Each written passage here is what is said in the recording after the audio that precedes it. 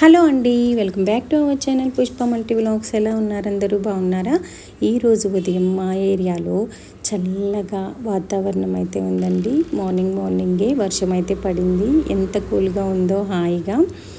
Last week Saturday అమ్మ వాళ్ళు వచ్చారు కదా, సో ఫంక్షన్ కోసం అయితే వచ్చారండి. ఆల్రెడీ నేను ఒక వీడియో పెట్టాను, హాఫ్ శారీస్ ఫంక్షన్కి వెళ్ళామని చెప్పి.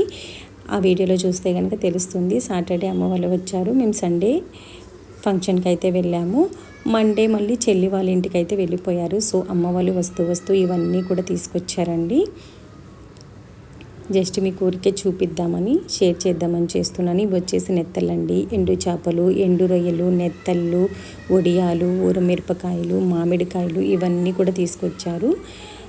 నేను జస్ట్ చెప్తున్నాను, మీరైతే ఏమేమి తీసుకొచ్చారో మీకు తెలుస్తుంది కదా చూసేటప్పుడు.